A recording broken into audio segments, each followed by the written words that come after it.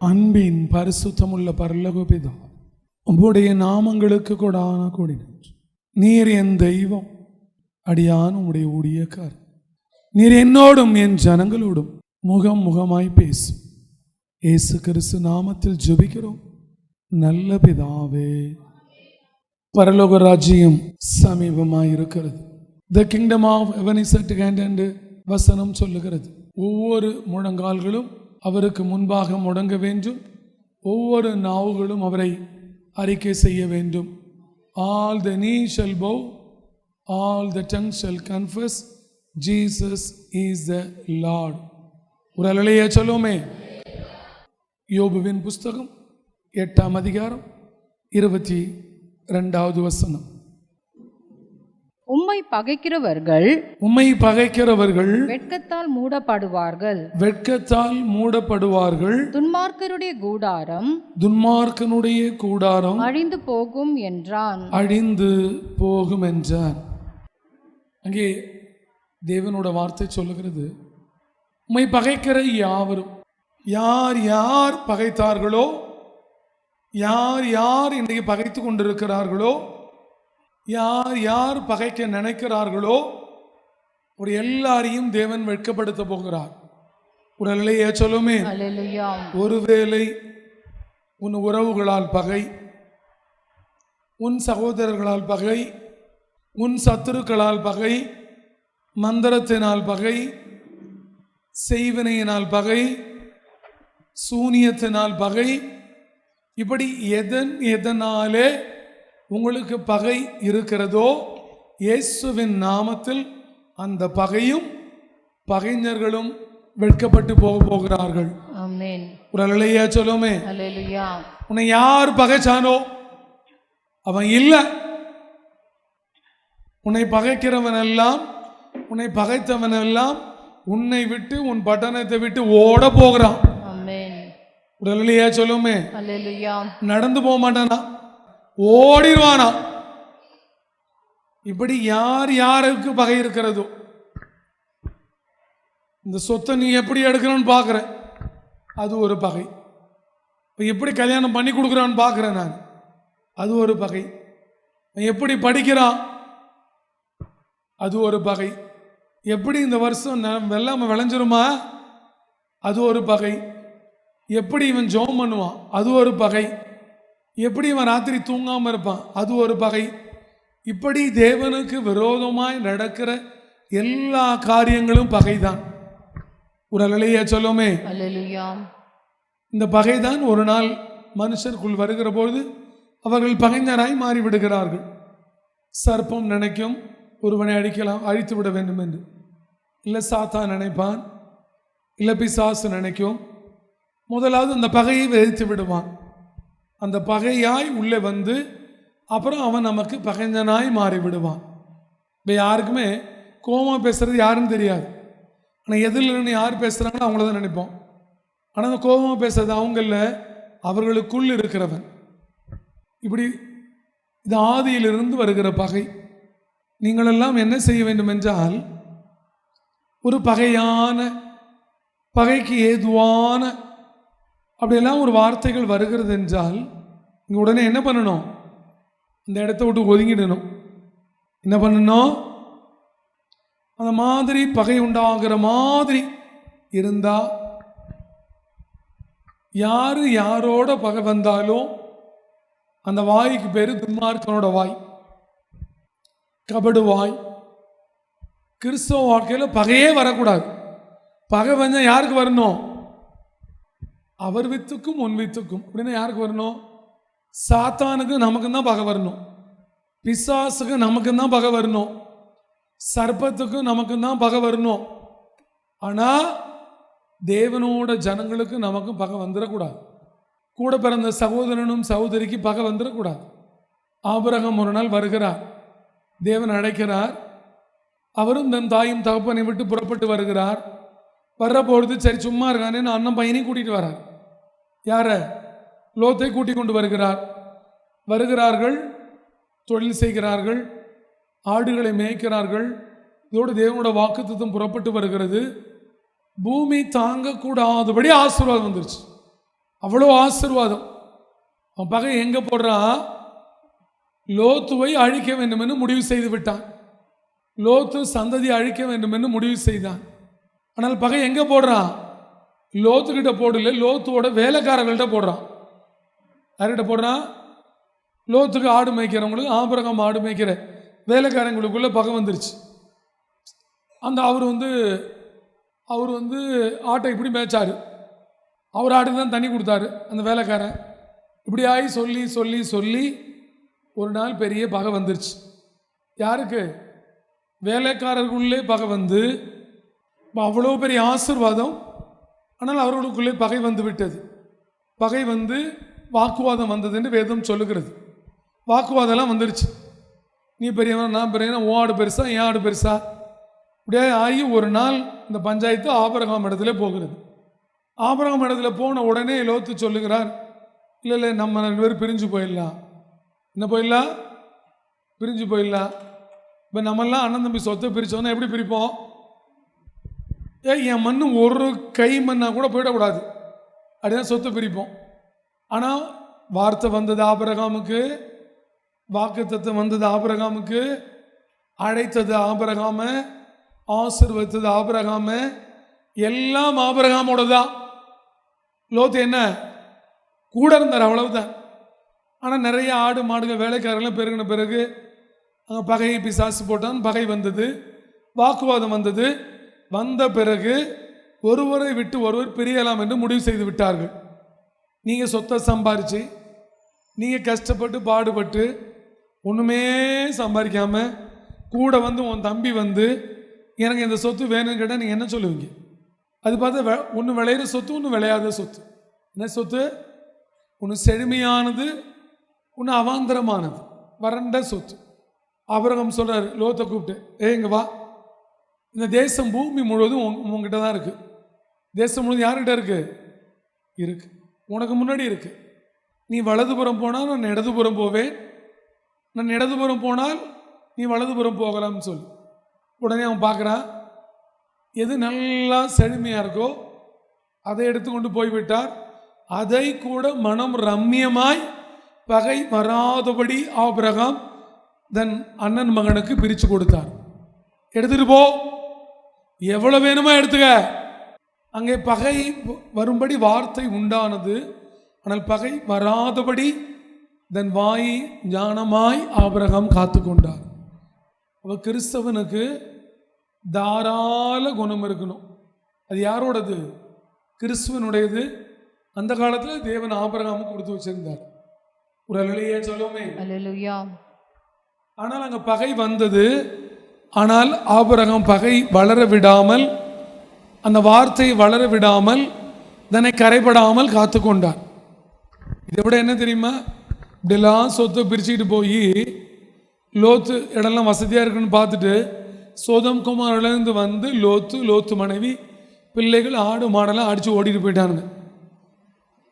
அப்போ போய் எல்லாரும் சொல்கிறாங்க ஆபிரகாம்கிட்ட, லோத்தோட மனைவி பிள்ளைகள் பொருளெல்லாம் அடிச்சுட்டு போயிட்டாங்க, ஆடு மாடெல்லாம் கூட்டிகிட்டு போயிட்டாங்க அப்படின்னு சொன்ன உடனே கிறிஸ்தவனுக்கு மனம் எப்படி இருக்கணும்னு சொல்ல வார. முதல்ல நல்ல சொத்தெல்லாம் வாங்கிட்டு போயிட்டாரு, செழுமையான இடத்த எடுத்துக்கிட்டு தண்ணி இல்லாத வறட்சியான இடத்த கொடுத்துட்டாரு. இதற்கு அடுத்து கொஞ்ச காலத்தில் சோதம் குமாராவில் உள்ளவர்களெல்லாம் வந்து லோத்து மனைவி பிள்ளைகள் ஆடு மாடு செல்வம் எல்லாரையும் கூட்டிகிட்டு போயிட்டாங்க. அப்போ எங்கே சொல்கிறாங்க? ஆபிரகாம்கிட்ட சொல்கிறாங்க, இந்த மாதிரி உங்கள் அண்ணன் போய் லோத்தோடது எல்லாத்தையும் கொண்டு போயிட்டாங்கன்னு. அப்படியா? எனக்கு அன்னைக்கே தெரியும் இப்படி ஒரு நாள் அவன் போவான் அப்படின்னு சொன்னார். இல்லை, என் சொத்தெல்லாம் பிரித்து எடுத்துகிட்டு போனா அவன் கெட்டு போயிடுவான் அப்படியே சொன்னார். மற்றவன் கெடுன்னு யார் நினைச்சாலும் அவன் கிறிஸ்தவனே இல்லை. ஒரு அல்லேலூயா சொல்லுவோமே. அவன்லாம் ஆபிரகாமின் சந்ததியே இல்லை. அதனால இயேசு சொன்னார், உனக்கு உள்ளதை கேட்டால் கூட என்ன பண்ணிடு, கொடுத்துட்டு போயிடுனார். நம்ம உள்ளத்தையும் கொடுக்கறது இல்லை, உள்ளதையும் கொடுக்கறது இல்லை. உள்ளே இருந்தால் தானே உள்ளதை கொடுப்போம். என்னது? இப்போ உள்ளமும் இல்லை, உள்ளதும் இல்லை. கடைசியாக இருக்கிற துணி மட்டும் கேட்டால் கூட இயேசு என்ன சொல்கிறார்? அதையும் கொடுத்துட்டு ஓடுறான்னு சொல்கிறார். ஏன் அவருக்கு தெரியாதா? கடைசி துணி கொடுத்தா மானம் போயிடும், அவமானம் வந்துடும் அவருக்கு தெரியாதா? ஏன் சொல்கிறேன், கிறிஸ்தவ வாழ்க்கை இப்படித்தான். அவர் தன் கடைசி சொல்கிற ரத்தத்தை கூட கொடுத்துட்டு தான் போனார். ஐயோ எனக்கு வேணும்லாம் கேட்கல. என்ன நடந்தது? இது கேள்விப்பட்ட உடனே தன்னோடு அவ்வளோ ஆள்களை கூட்டி கொண்டு போய் பெரிய யுத்தம் செய்து தன் தம்பி தன்னிடத்திலிருந்து எடுத்து கொண்டு போன எல்லாவற்றையும் மீட்டு தன் தம்பிக்கே மனசார கொடுத்தாரு. ஒரு அலையா சொல்லுவோமே. இன்னைக்கெல்லாம் அண்ணன் தம்பி வான்னு நினைக்க மாட்டான், தம்பி அண்ணன் வான்னு நினைக்க மாட்டான். ஊழியத்தில் எல்லாம் ஊழியம் பண்ணுவோம், அர்த்தம் வான்னு நினைக்க மாட்டாங்க. அவை இப்பேற்பட்ட குணாதிசயங்கள் தான் இருக்கணும். இருந்தால் தான் பகை வராது. என்ன வராது? ஆனால் என்ன நடந்தது தாவீதோட வாழ்க்கையில்? பகை வரும்படியான வார்த்தைகள் வந்து விட்டது. அவரால் முடியல, ஆபிரகாம் மாதிரி விவரம் ஒதுங்க முடியல. ஆனால் அவர் என்ன செய்கிறார்? தேவனிடத்தில் ஒரு விண்ணப்பம் செய்கிறார். வாசிப்போமா? சங்கீதங்களின் புஸ்தகம் 109 அதிகாரம் 2, 3, 4 வாசிக்கலாம். துன்மார்க்கனுடைய வாயும் துன்மார்க்கனோட வாயும் கபட்டு வாயும் எனக்கு விரோதமாய் திறந்திருக்கிறது. எனக்கு விரோதமாய் திறந்திருக்கிறது. தாவீதுக்கு விரோதமாய் திறந்த வாய் யாரு? துன்மார்க்கன், கபடு. அவன் 2 பேர் யாரு? கிறிஸ்தவன். யாரவன்? அப்ப இன்னைக்கு துன்மார்க்கனோட அந்த பகையானவன் பகையை கொண்டு போய் வைத்து விடுகிறான். அந்த பகை வர்றதுனால அந்த வாய் என்ன வாயாயிடுது? துன்மார்க்கனோட வாயா மாறிடும். ஒரு கிறிஸ்தவன் எப்படி வாழணும், எப்படி இருந்தா நீங்க பகையை ஜெயிக்க முடியும்னு சொல்றேன் நான். எல்லாரும் கிறிஸ்தவன் இல்ல. துன்மார்க்கனுடைய வாயும் கபட்டு வாயும் எனக்கு விரோதமாய் திறந்திருக்கிறது. எனக்கு விரோதமாய் திறந்திருக்கிறது. கள்ள நாவினால் என்னோட பேசுகிறார்கள். என்ன 2 வாய் வேற திறந்திருக்கு. பேசுறது எப்படி? கள்ள நாவு. வஞ்சகமா, திருட்டுத்தனம் மனசுல ஒன்று வச்சுக்கிட்டு வெளியில ஒன்று பேசுகிறார்கள். கள்ள நாவினால் என்னோடு பேசுகிறார்கள். பகை உண்டாக்கும் வார்த்தைகளால் என்னை சூழ்ந்து கொண்டு முகாந்தரம் இல்லாமல் என்னோட போர் செய்கிறார்கள். இந்த பகை தான் போரை கொண்டு போய் விட்டுரும். என்ன விட்டுரும்? அன்னைக்கு அந்த பகைக்கு ஆபிரகாம் இடம் கொடுத்திருந்தா அவங்க அண்ணன் தம்பி 2 பேருக்கு என்ன வந்திருக்கும்? போர் வந்திருக்கும். அங்கே ஏதேனும் ஒரு கொலை விழுந்திருந்தா அது என்னவா இருந்திருக்கும்? ஆபேல் காயின் மாதிரி ஆயிருந்திருக்கும். ஒரு சபிக்கப்பட்டதாய் போயிருந்திருக்கும். ஆனால் அங்கே என்ன பண்ணல? அவர் பகைக்கு இடம் கொடுக்கவில்லை, தன் சகோதரனை பகைக்கவில்லை. அவன் பகைஞனா இருந்த பொழுதும் தன் சகோதரனை காக்கும் மனமுள்ளவராயிருந்தார். உடல்லையே சொல்லுமே. எந்த நிலைகளிலும் எந்த சபையா கூட சேர்ந்தவனா இருக்கலாம். ஆனால் அவன் கெட்டு போகணும் அப்படின்னு மட்டும் நம்ம நினைக்கவே கூடாது. உனக்கு கெடு செய்யணும்னு நீ ஆண்டவர்கிட்ட சொல்லிட்டு போ. ஆனால் நீ கெடுக்கணும்னு நினைச்சா நீ ஒரு நாள் கெட்டு போயிடுவ. வாசிக்கலாம். துன்மார்க்கனுடைய வாயும் கபட்டு வாயும் எனக்கு விரோதமாய் திறந்திருக்கிறது. இப்ப 2 வாய் ஒரு நாவு. என்னது? 2 வாய். இப்ப 2 பேர் பேசினானா இல்ல ஒரே வாய் 2ம் பேசிச்சா அது தெரியாது. ஆனா 2 வாய் திறந்திருக்கிறது, ஒரு நாவு ஆயத்தமா இருக்கிறது, பேசிக்கொண்டே இருக்கிறது. வாசிக்கலாம். பகை உண்டாக்கும் வார்த்தைகளால் என்னை சூழ்ந்து கொண்டு முகாந்தரம் இல்லாமல் என்னோட போர் செய்கிறார்கள். சம்பந்தம் இல்லாம சண்டை போடுறாங்க, போர் செய்கிறார்கள். என் சிநேகத்துக்கு பதிலாக என்னை விரோதிக்கிறார்கள். நானோ ஜெபம் பண்ணி கொண்டிருக்கிறேன். இதுதான் கிறிஸ்தவ வாழ்க்கை. என்ன வாழ்க்கை? ஒரு பகையை அழிக்கிறது என்னோட வேலை, அது வேற பகை. நீங்க பகை இல்லாம இருக்கணும்னா, விரோதம் இல்லாம இருக்கணும்னா, குரோதம் இல்லாம இருக்கணும்னா, எத்தனை கபட்டு வாயி, எத்தனை கள்ளனாவு, எத்தனை துன்மார்க்கனோட வாயி என்ன பேசினாலும் நீ தாவீத மாதிரி ஜெபம் பண்ணிட்டே இருந்தீனா ஒரு நாள் நீ தேவனுக்கு பிரியமானவளா மாறிடுவ. ஒரு அல்லேலூயா சொல்லுமே. அது எப்படி பேசலாம்? அவன் எப்படி பேசலாம்? அவன் தம்பி எப்படி பேசலாம் அப்படின்னா நீ கேட்டீங்கன்னா உனக்கும் தாவீதுக்கும் சம்பந்தம் இல்லை, உனக்கும் கிறிஸ்துவுக்கும் சம்பந்தம் இல்லை. விரோதம் வருகிறது, கபட்டு நான் வருகிறது, பொல்லாத நான் வருகிறது எல்லாம் வந்தப்பையும் அவர் என்ன பண்றாரு? நானோ சிநேகத்திற்கு பதிலாக என்ன பண்ணுகிறார்கள்? விரோதம். நண்பனா இருந்தவங்களாம் விரோதி ஆயிட்டான். வாய் வேற மாதிரி ஆயிடுச்சு, நான் வந்துருச்சு, எல்லாம் வந்துருச்சு, பகை வந்துருச்சு, பகையோடு சேர்ந்த வார்த்தையும் வந்துருச்சு. எல்லாம் வந்தபொழுது தாவீது தேவனால் அபிஷேகம் பண்ணப்பட்ட பலமுள்ளவனாய் இருந்தும் யுத்த வீரனாய் இருந்தும் அவர் என்ன சொல்லுகிறார்? நானோ ஜெபம் பண்ணி கொண்டிருந்தேன். நீ ஏன்டா என்னை இப்படி பார்த்து பேசுன அப்படின்னு அவர் கேட்கல. நீ ஏன்டா பொய்யான நான் அவளை பேசுன அப்படி கேட்கல. ஏன் உன் வாய் கபட்டு வாயா இருக்கு கேட்கல. நீ என்ன நண்பன் மாறி இருந்து விரோதியா பேசுற கேட்கல. எதையும் கேட்கல. ஒன்றே ஒன்றை அவர் கேட்டார். என்ன கேட்டார்? தேவனிடத்தில் ஜெபம் பண்ணி கொண்டு கேட்க வேண்டிய தேவனிடத்தில் கேட்டார். உடலையே சொல்லுமே. இப்படிலாம் இருந்ததுனால தான் அவ்வளோ பெரிய பகைஞனை அழிக்க தேவன் யார்கிட்ட கொடுத்தாரு? தாவீதுக்கு கொடுத்தாரு. அவரும் மற்றவன மாதிரி ஆர்கியூ பண்ணியிருந்தா, அவரும் பகைஞனோட சண்டை போட்டிருந்தா என்ன பண்ணியிருந்திருக்காது? அன்னைக்கு தாவீது இப்படி பகை இருந்தும், இப்படிப்பட்ட வாய் இருந்தும் நாவு இருந்தும் அவர் பகைக்காமல் இருந்ததுனாலே தான் தாவீதின் சந்ததியில இயேசு வந்தார். அவரும் இயேசு இந்த பூமியில இருந்தபொழுது அநேகர் பகைத்த பொழுது, பொய் நாவு பொய் சாட்சி சொன்ன பொழுதும் அவர் பிதாவின் இடத்தில் கெத்செமனே தோட்டத்திலே ஜெபம் பண்ணினார், பிதாவின் இடத்தில் வேண்டுதல் செய்தார். ஆனால் ஒரு நாளும் அவர் பகைக்கவில்லை. உடலையே சொல்லுமே. அதனால தான் அவர் தாவீதின் குமாரன் என்று சொல்லப்பட்டார். இப்போ தாவீதுக்கு சில சுபாவம்லாம் இருந்து பார்த்தது எங்கே வந்தார்? தாவீதோட சந்ததியில் வந்தார். இப்போ நீ எல்லாம் எப்படி இருக்கீங்க பார்த்துருந்தா உங்கள் வாழ்க்கையில் உங்கள் இருதயங்களில் கிறிஸ்து வருவார். எல்லாரும் சொல்கிறாங்க, இருந்தப்போ ஒரு ஒரே நாளில் கட்டடத்தை எருசலேமை கட்டி இடித்து கட்டிடுவேன்னு சொல்லிட்டார், அப்படி சொன்னார், இப்படி சொன்னார் அப்படின்னு சொன்னப்போ கூட வாய் வார்த்தை என்ன பண்ணல? பதில் சொல்லல, ஜெபம் பண்ணினார். என்ன பண்ணணும்? நானும் ஜெபம் பண்ணி கொண்டு இருந்தது. அதுதான் கிறிஸ்தவ வாழ்க்கை.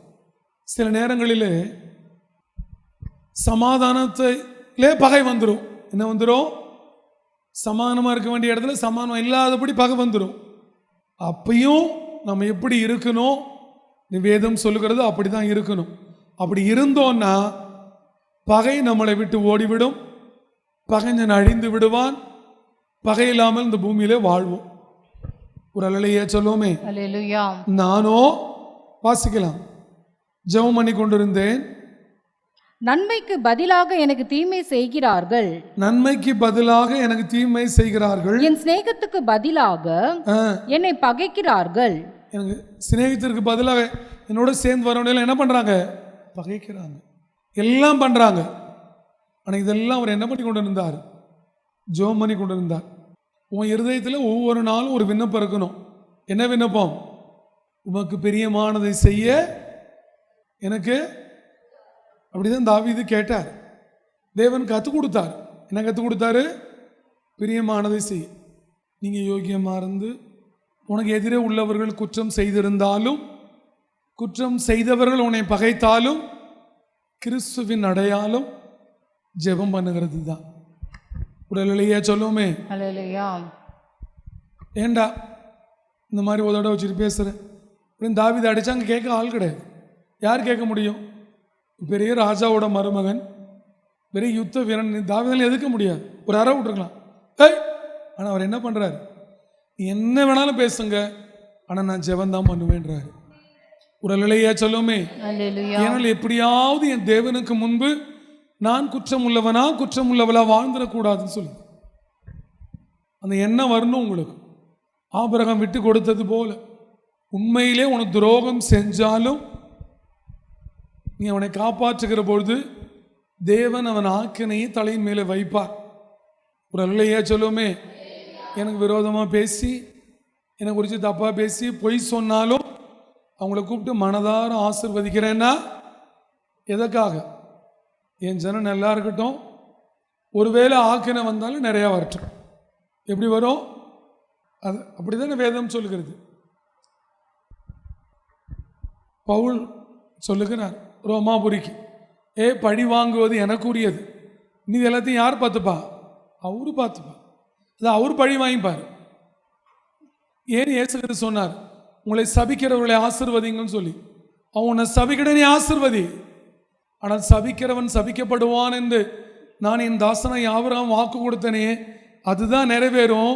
நீ ஆசீர்வதி, அந்த ஆசீர்வாதத்துக்கு மேலே உனக்கு ஆசீர்வாதம் வந்துடும் சொல்லி ஒரு அலையே சொல்லுவோமே.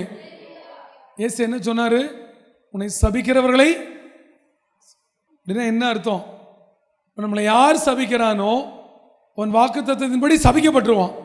அவன் சீக்கிரமாக சபிக்கப்படணும்னா அவனை நம்ம ஆசீர்வதிக்கணும், அவன் நம்மளை சபிக்கணும். ஒரு அலையே சொல்லுவோமே. தாவீது சொல்லுகிறார், நான் ஜெபம் பண்ணி கொண்டிருந்தேன். நானும் கிறிஸ்தவ பிள்ளைகள் இந்த பூமியில் பகை இல்லாமல் வாழணும்னா ஜெபம் பண்ணி கொண்டே இருக்கணும். பதில் நாளைக்கு வரட்டும், நாளன்னைக்கு வரட்டும், நீங்கள் கூப்பிட்டோடனே வரணும்னு அவசியம் இல்லை. ஏன்னா அது இந்த காலத்தில் சமாதானத்தை அநேகர் பகைக்கிறார்கள். ஒருத்தன் சமாதானமாக இருந்தால் பிடிக்காது, ஒருத்தன் சிரித்து பேசினா பிடிக்காது, ஒருத்தன் குடும்பம் சந்தோஷமாக இருந்தால் பிடிக்காது. குத்தி குத்தி குத்தி நோண்டுன்னு யாரோட குணம்?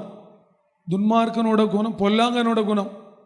ஆதாம் ஏவாலும் சந்தோஷமாக இருந்து பிடிக்கல, அங்கே போய் குத்தி விட்டான். ஆபேல் காயினும் சந்தோஷமாக இருந்தது, சகோதரத்துவமாக இருந்து பிடிக்கல, அங்கே போய் குத்தி விட்டான். ஆபிரகாம் லோத்தும் சமாதானமாக இருந்து ஆடு மேய்ச்சது பிடிக்கல, கோத்து விட்டான். இது அவனோட சுபாவம்.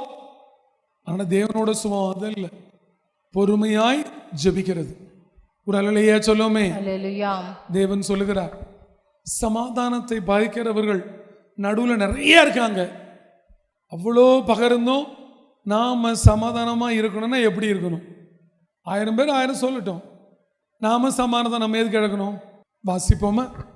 சங்கீதங்களின் புஸ்தகம் 126 சமாதானத்தை பகைக்கிறவர்களிடத்தில் என் ஆத்துமா குடி இருந்ததும் போதும்.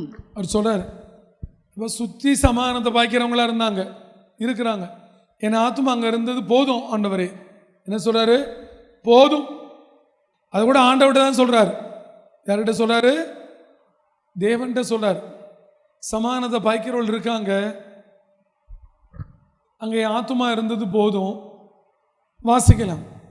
சமாதானத்தை பகைக்கிறவர்களிடத்தில் என் ஆத்துமா குடி இருந்ததும் போதும்.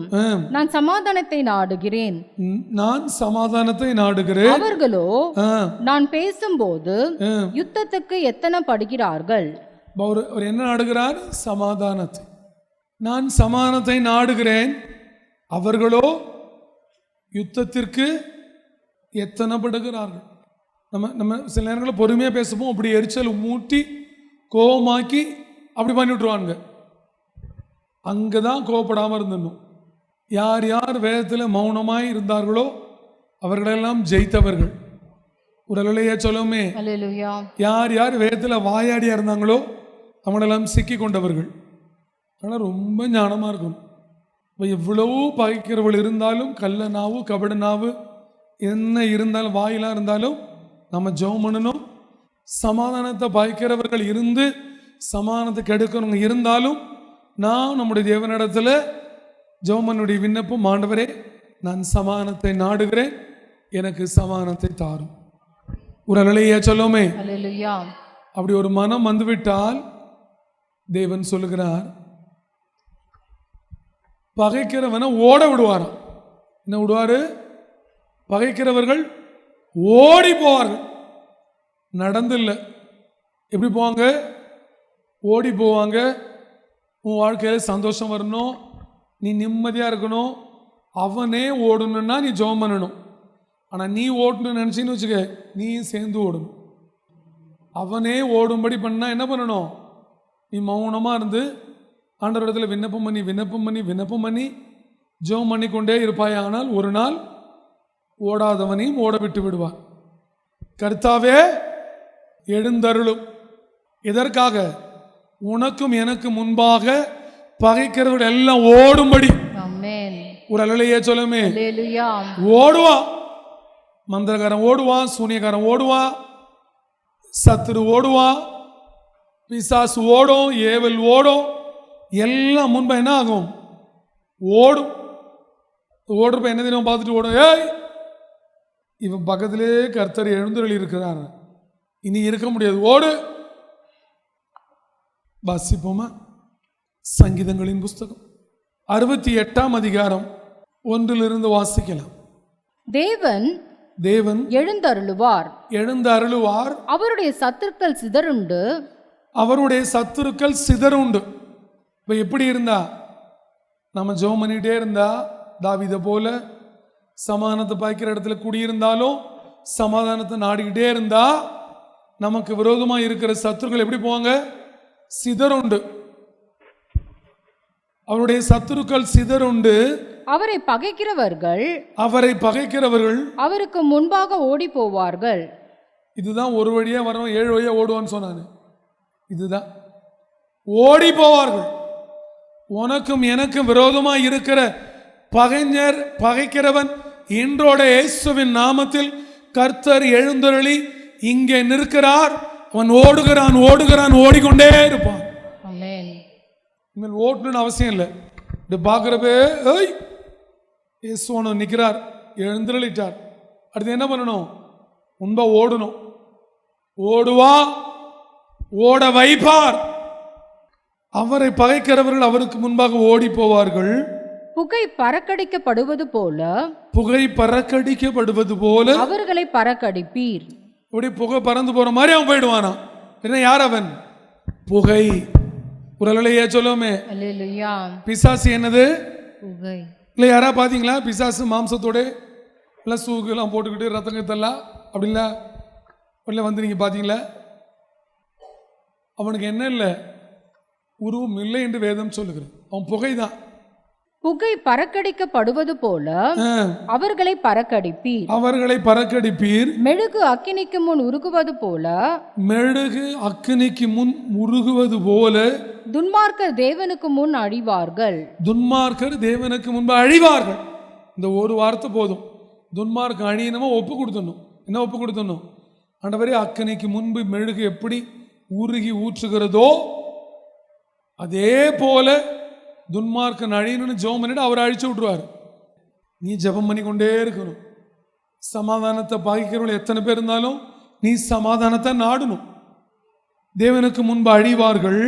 நீதிமான்களோ தேவனுக்கு முன்பாக மகிழ்ந்து களி கூர்ந்து. இப்போ தேவனுக்கு முன்பு நம்ம நிற்கணும்னா நாம தேவனுக்கு பகஞ்சன ஆகிடக்கூடாது. என்ன பண்ணணும்? ஜெபம் பண்ணி கொண்டே இருந்தால் பதில் கொடுத்துருவாரு. இப்போ நம்ம தேவனுக்கு முன்பாக மகிழ்ந்து களி கூர்ந்து. சேனைகளின் கர்த்தர் சொல்லுகிறார், தேவனுக்கு முன்பாக நீங்கள் இன்றையிலிருந்து மகிழ்ந்து களி கூறுவீர்கள். அந்த மகிழ்ச்சியும் களி கூறுதல் உன்ட்ட இருக்க வேணாமா நீ தான் முடிவு செய்யணும். நீ ஜெபம் பண்றவளா ஜெபம் பண்ணவனா தான் இருக்கும். சமாதானத்தை நாடுகிறவளா தான் இருக்கும். ஆனா அந்த சுபாவம் மாறுகிற பொழுது உன் வாழ்க்கையில் இருக்கிற மகிழ்ச்சி களிப்பு உன்னை விட்டு போய்விடும். நீதிமான்களோ தேவனுக்கு முன்பாக மகிழ்ந்து களி கூர்ந்து ஆனந்த சந்தோஷம் அடைவார்கள். என்னென்ன இருக்கு பாரு, 3 இருக்கிறது. மகிழ்ந்து, களி கூர்ந்து, ஆனந்த சந்தோஷம். இப்போ தேவனுக்கு முன்பு ஒருவன் ஜெபிக்கிறவனா இருந்து சமாதானத்தை நாடுகிறவனா இருந்தா தேவன் எப்படி கொடுக்கிறார் பாருங்க. வாசிக்கலாம். நீதிமான்களோ தேவனுக்கு முன்பாக மகிழ்ந்து களி கூர்ந்து ஆனந்த சந்தோஷம் அடைவார்கள். தேவனை பாடி அவருடைய நாமத்தை கீர்த்தனம் பண்ணுங்கள். எப்ப நம்ம பாடுவோம்? சமாதானம் போனா பாடுவோமா? சமாதானம் இருந்தா, ஆனந்தம் இருந்தா, களி கூறுதல் இருந்தா, சந்தோஷம் தான் அவரை பாடலாம். அவர் கொடுத்தவருக்கு நன்றி சொல்லலாம். இப்போ இவையெல்லாம் நீ வாங்கினா என்ன நடந்தாலும் ஜெபம் பண்ணுகிறவளா இருக்கணும். பகை வருகிற பொழுது பகைக்கிறவர்களா இல்லாமல் பகை அழிக்கிறவர்களா இருக்கணும். அழிக்கிறதுக்கு ஒரு வழி, அது எப்பேற்பட்ட வாய் இருந்தாலும் எப்பேற்பட்ட நாவு இருந்தாலும் நம்ம என்ன பண்ணணும்? நீ எப்படி பேசலாம்? ஒரு பிரயோஜனம் இல்லை. இப்போ நீங்கள் சமாதானத்தை நாடுகிறவர்களாய் யார் என்ன பேசினாலும் தேவனிடத்தில் ஜெபிக்கிறவர்களாய் இருப்பீர்களே, ஆனால் உங்களை பகைக்கிறவர்கள் ஓடி போவார்கள், வெட்கப்பட்டும் போவார்கள். ஒரு அல்லையா சொல்லுமே, அவனோட கூடாரம் ஏதோ அது அழிந்தும் போகும். ஆனால் நீயோ உன் கூடாரத்தில், பெரிய கூடாரமோ சின்ன கூடாரமோ, தேவனை பாடி அவருடைய நாமத்தை கீர்த்தனம் பண்ணுங்கள். அவருடைய நாமத்தை கீர்த்தனம் பண்ணுங்கள். வனாந்தரங்களில் ஏறி வருகிறவருக்கு வழியை ஆயத்தம் படுத்துங்கள். ஏறி வருகிறவருக்கு அவருக்கு வழியை ஆயத்தப்படுத்தணுமா? எதுல? வனாந்தரத்தில். ஓ, அதனால தான் ஆபிரகாம் வனாந்தரமா இருந்து எடுத்துக்கிட்டாரோ, ஒரு நாள் இவர் இதில் ஏறி வருவார்னு. அப்ப செழிமையை தேடுறதை விட தேவனுக்கு வழி ஆயத்தப்படுத்துகிற இடம் உன் வாழ்க்கையில வனாந்தரமா இருந்தாலும் அதுல தேவன் செழிப்பை கொடுத்துருவார். செழிப்பையும் கொழுமையும் தேடி போகாதீங்க, அது உங்களை தானா தேடி வரணும். வழி ஆயத்தப்படுத்துங்கள். அவருடைய நாமம் யெகோவா. அவருடைய நாமம் யெகோவா. அவருக்கு முன்பாக களி கூறுங்கள். அவருக்கு முன்பாக களி கூறுங்கள். ஒரு அல்லேலூயா சொல்லுமே. அல்லேலூயா. ஒப்பு கொடுங்க. தேவனே, பகையினாலே ஜனங்கள் பட்ட கஷ்டங்கள் போதுமா? பகைக்கிறவர்கள் இருந்தது போதும். இன்றைக்கு பகை விலகணும். பகைக்கிறவர்கள் அடியான் என் ஜனங்களை விட்டு ஓடுவாரா? வாழ்க்கையிலே நாங்கள் சமாதானத்தை நாடுகிறோம். எழுந்தருளுங்க ஆண்டவரே, சமாதானம் உண்டாகட்டும். வாழ்க்கையில் ஒரு மகிழ்ச்சியை கொடுங்க, ஒரு களி கூறுதலை கொடுங்க.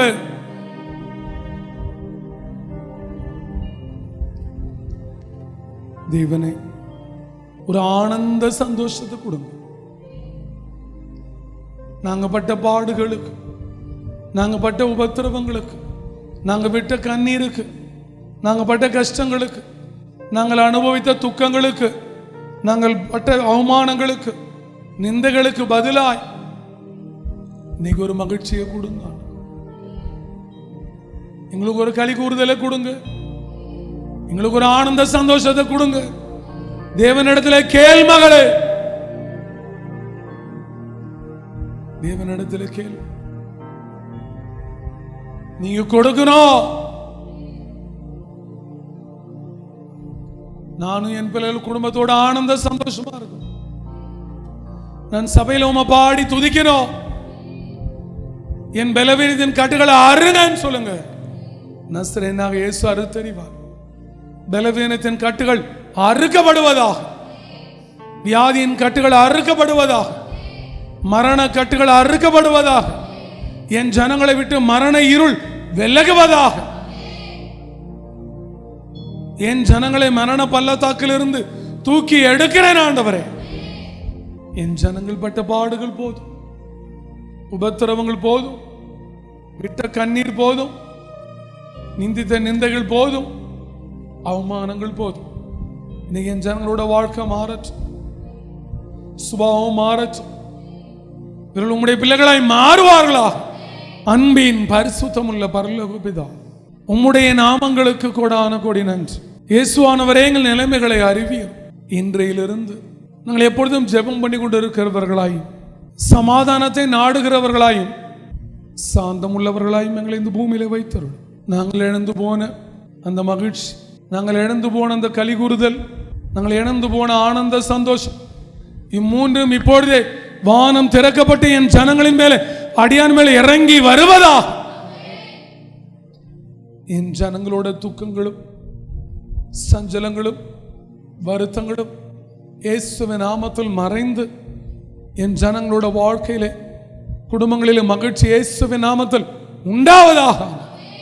என் ஜனங்களை ஆசீர்வதிக்கிறேன், நீரும் ஆசீர்வதி ஆண்டவரே. மகிழ்ச்சியும் கலிகூறுதலும் ஆனந்த சந்தோஷமும் இயேசுவின் நாமத்தில் நிறைவாய் என் ஜனங்களுக்கு உண்டாகட்டும். நல்ல பிதாவே.